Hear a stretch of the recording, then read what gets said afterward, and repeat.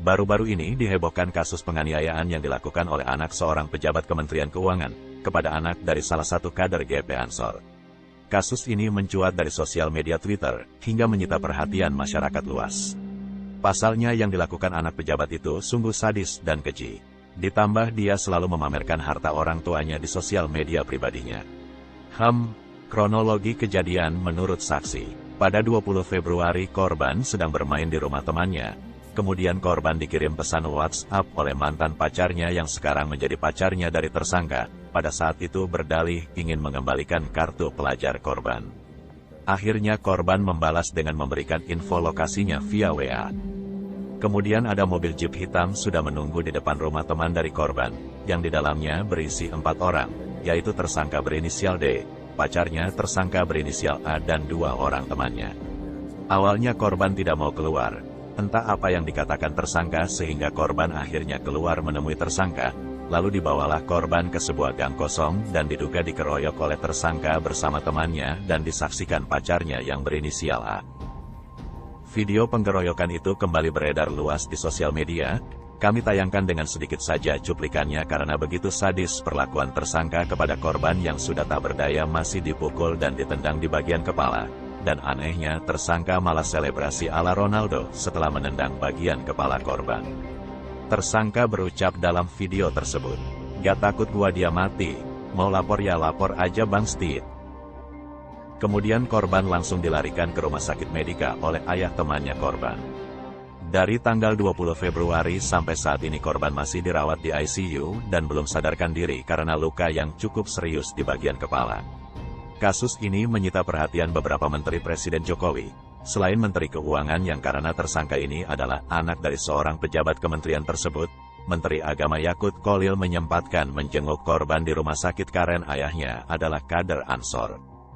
Dirjen Pajak pun langsung mengeluarkan press release, yang isinya mengecam kejadian tersebut dan akan mengaudit ayahnya tersangka, karena netizen berhasil melacak pajak kendaraan Jeep Rubicon milik tersangka menunggak pajak, dan mobil tersebut tidak ada di dalam LHKPN ayahnya.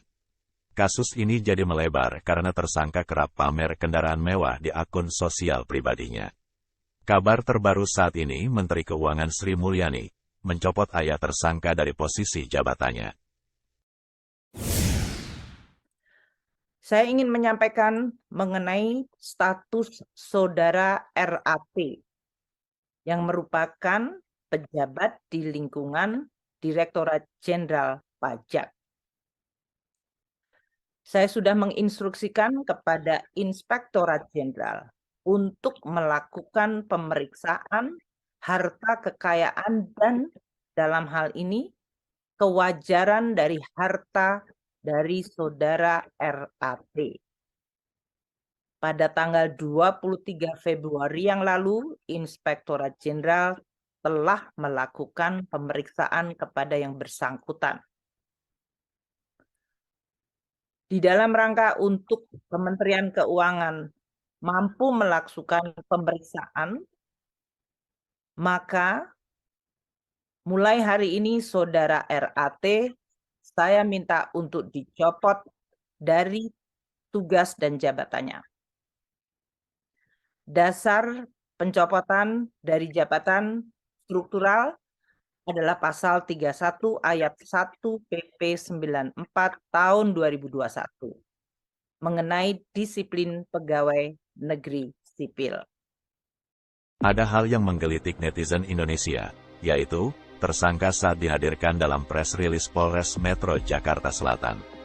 Raut wajah tersangka seakan tidak menyesali perbuatannya, dia kok malah mengangkat dagu gitu sih, bukannya menundukkan kepala, seakan dia bisa bebas dari kasus ini, karena duit bokapnya masih banyak, ujar seorang netizen di Twitter. Saat ini, baru 2 orang ditetapkan sebagai tersangka penganiayaan David. Keduanya adalah Mario Dandi dan temannya berinisial S atau SLRP.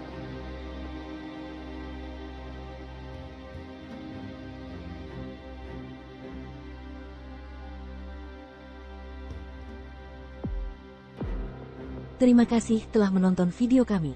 Jangan lupa like, komen, dan tentunya subscribe si update news ya.